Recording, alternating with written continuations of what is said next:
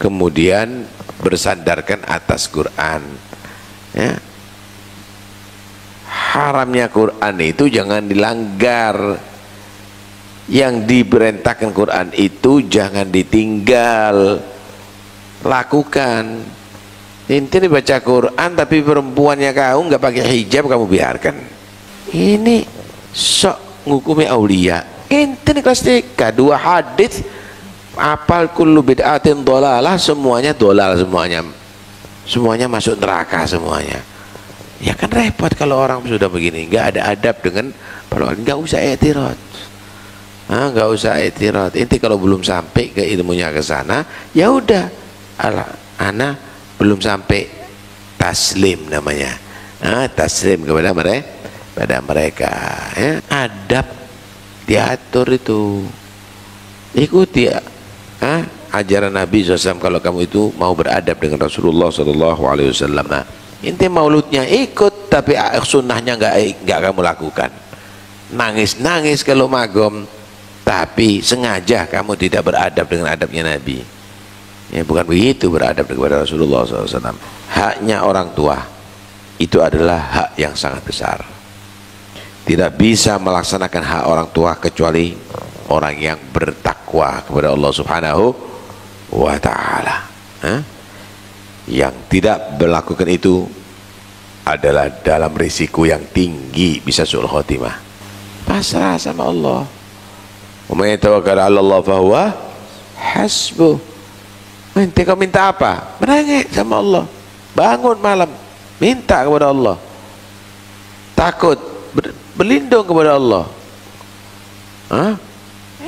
Mengandalkan manusia, mampu apa manusia?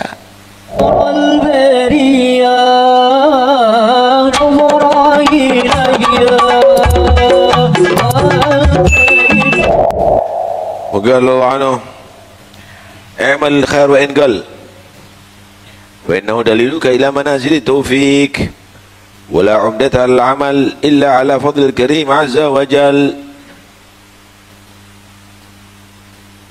Termasuk nasihat atau kalam hikmah Habib Syekhan bin Ali As-Segaf, amal khair wa ingal, berbuatlah kebaikan walaupun itu sedikit, karena sesungguhnya al khair atau amal bil khair, berbuat baik itu daliluka ila manazil taufik, merupakan tanda atau memberikan petunjuk kepada kamu untuk peringkat mendapatkan taufik dari Allah Subhanahu wa Ta'ala, ya. Kamu berbuat baik itu adalah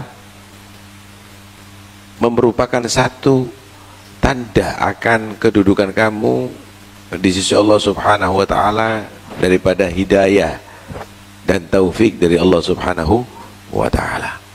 Nah, karena begini, kenapa kamu dijadikan orang menghadiri majelis ilmu? Karena Allah menghendaki untuk memberikan ilmu kepada kamu. Kenapa kamu tadi itu dijadikan orang yang taat kepada Allah, ya puasa walaupun lapar, haus? Karena Allah menghendaki kamu tadi itu untuk mendapatkan pahala. Kenapa kamu itu dikasih musibah oleh Allah? Karena Allah ingin memberikan kamu tadi itu pangkat yang tinggi dengan kesabaran. Kenapa Allah memberikan nikmat kepada kamu? Karena Allah menghendaki kamu untuk mensyukuri itu nikmat dan menggunakan nikmat sebagaimana mestinya. Laulam turid naila ma arju wa atlubuhu min faidi judika ma laham tadi talaba. Ya Allah, kalau engkau tidak ingin mengabulkan doaku, maka nggak mungkin engkau memberikan ilham, petunjuk kepada aku untuk berdoa kepadamu. Kamu dijadikan orang berdoa karena Allah akan mengijabahi doa kamu. Cuma Allah yang menentukan kapan akan diberikan permintaan kamu, bukan kamu yang menentukan. Karena itu perbuatan kamu tadi itu merupakan satu bukti akan kedudukan kamu mendapatkan hidayah dan taufik dari Allah Subhanahu wa Ta'ala. Amal soleh kamu itu begitu. Wala umdata alal amal illa ala fadlil karim azza wa jal. Dan tidak ada dasar manusia itu beramal kecuali karena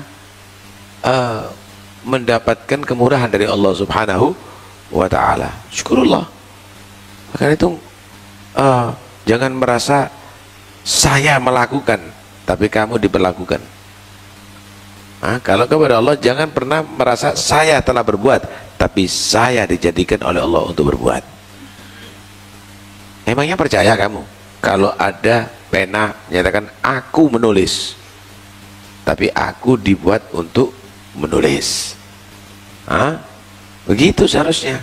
Ketika kamu sholat, alhamdulillah aku dijadikan hamba oleh Allah yang sholat, bukan aku telah melaksanakan sholat. Itu akhirnya menjadi ujub, merasa dirinya telah melakukan hal yang hebat. Alhamdulillah Anda dijadikan oleh Allah untuk orang yang mencari ilmu. Aku adalah orang yang mencari ilmu. Aku yang demikian ini nggak benar.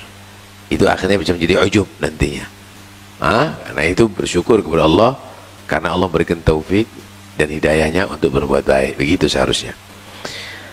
Wa qala radhiyallahu anhu, ta'addab lillahi wa li rasulillahi wa li kitabillahi wa li ashabi rasulillah wa li awliyaillah. Fa'adabuka ma'allah ikhtiyaruka lima yakhtar wa tarda biqadah wa iltija'uka lah wa ittikaluka alaih wa adabuka ma'ar rasul ittiba'uka lah wa adabuka li kitabillah taqra'uh kama unzil wa i'timaduka alaih wa adabuka ma'a ashabihi al-iktida'u bihim wa husnudzan fi ma jara bainahum wa adabuka ma'a awliyaillah adamul i'tirad alaihim. Beradablah kepada Allah, beradablah kepada Rasulullah, beradablah terhadap Al-Quran, beradablah kepada para sahabat Rasulullah, beradablah kepada awliya Allah. Beradabnya kamu kepada Allah adalah ikhtiaru kalimah yakhtar, pilihlah apa yang dipilih oleh Allah, jangan pilihan nafsu kamu. Jangan pilihan nafsu kamu. Jadikan kamu tadi itu memilih sesuai dengan apa yang dipilih oleh Allah. Cinta apa yang dicintai oleh Allah, benci apa yang dibenci oleh Allah, ridha terhadap takdir Allah. Itu adab Allah. Kamu dikasih sehat, alhamdulillah, gunakan kesehatan untuk taat. Kamu dibagi sakit, dikasih sakit, alhamdulillah, berusaha untuk sabar, ridha terhadap takdir Allah subhanahu wa ta'ala, dan seterusnya dan seterusnya. Wal tija'ukalah,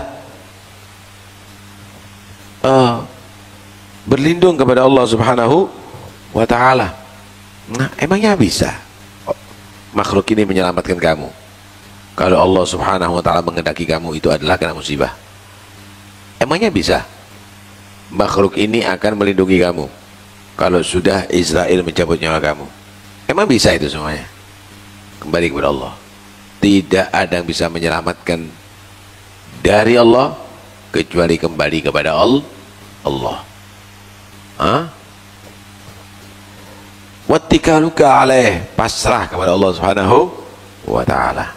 Anak kecil pasrah kepada kedua orang tuanya, takut apapun bapak ibu, minta apapun bapak ibu merengek, dikasih karena orang tua cinta. Yang nggak bahaya, yang bahaya nggak dikasih. Pasrah sama Allah. Umay tawakkal 'ala Allah fa huwa hasbuh. Nanti kau minta apa? Merengek sama Allah. Bangun malam minta kepada Allah. Takut, berlindung kepada Allah. Mengandalkan manusia. Mampu apa manusia? Karena itu la tas'al bunai adama hajatan wasalil ladzi abwabuhu la tuhjabu. Allahu yaghdabu in tarakta su'alahu wa bunai adam hina yus'alu yaghdabu. Janganlah kamu tadi itu minta kepada manusia hajat kamu, mintalah kepada yang pintunya belum pernah ditutup. Allah marah kalau kamu itu tidak minta kepadanya. Manusia akan marah jika kamu selalu minta kepadanya. Ini adab kepada Allah. Wa adabuka ma'ar rasul, adab kamu kepada Rasul ittiba'uka lahu, ngikuti Nabi, sunnah-sunnahnya itu lakukan. Intinya senang katanya cinta sama Nabi, sunnahnya nggak dilakukan padahal mampu. La salat berjamaah, wala gobliyah, wala ba'diyah, wala pakai siwak, wala zikir-zikir yang dilakukan oleh Nabi.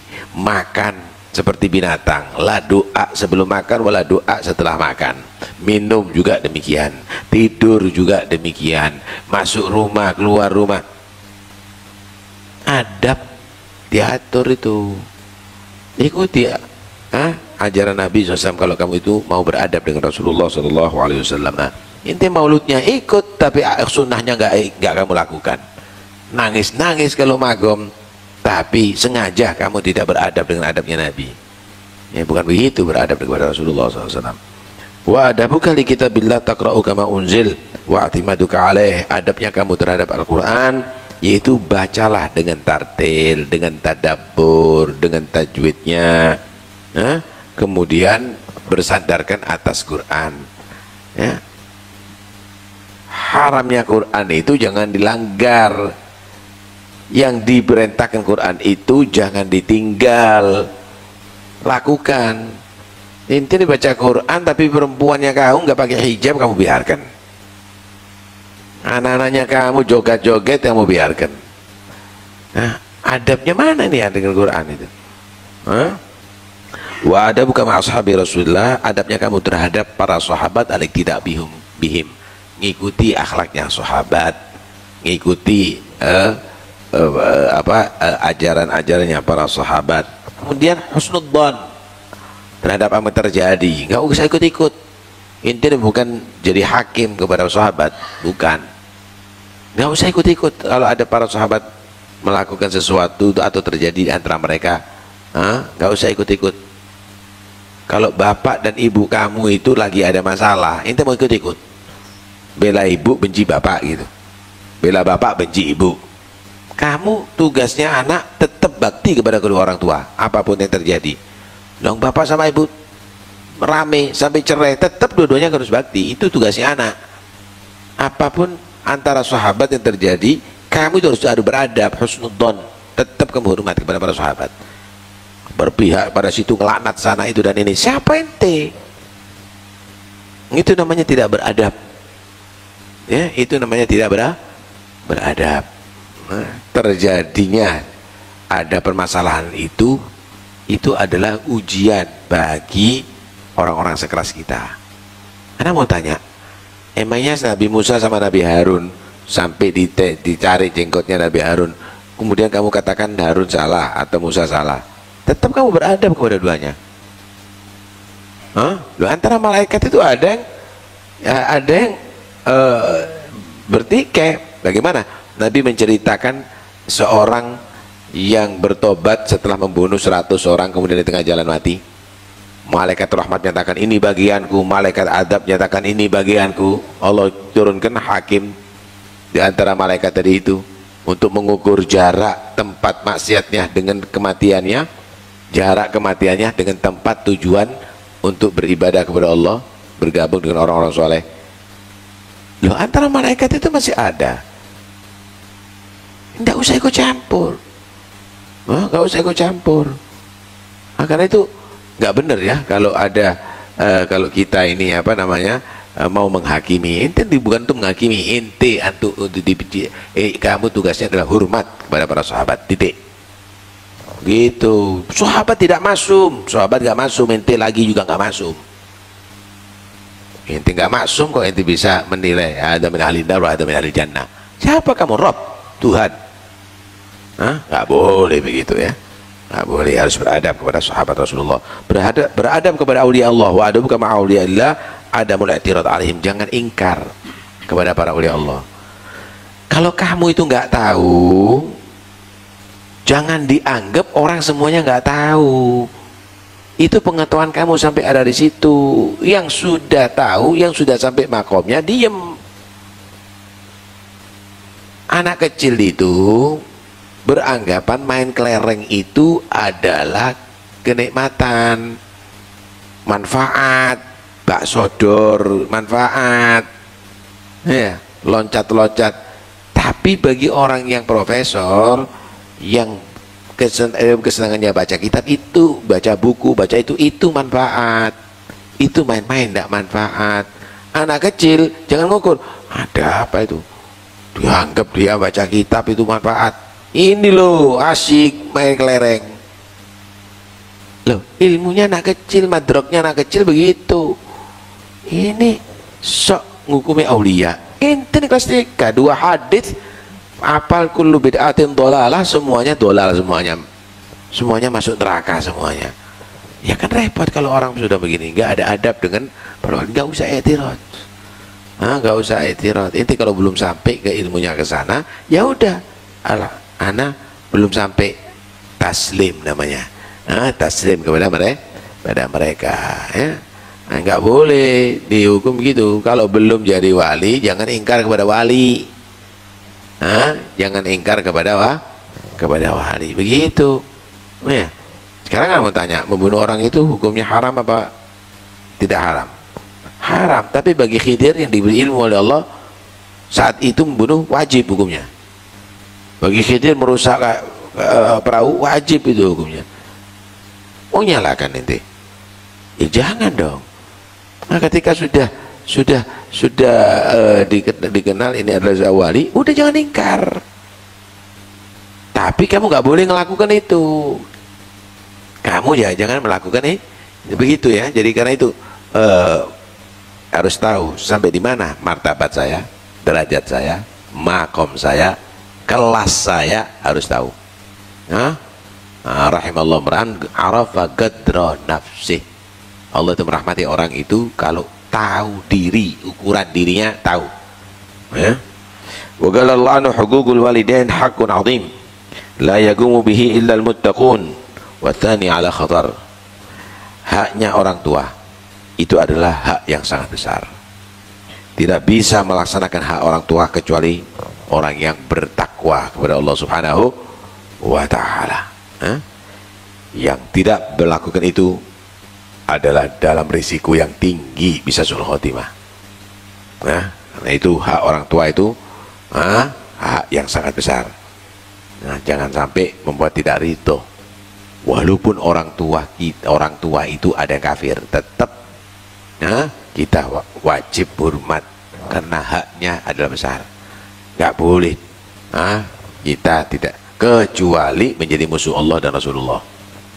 Kecuali menjadi musuh Allah dan Rasulullah. Kalau misalnya Nabi diserang walaupun orang tua, ya dibunuh.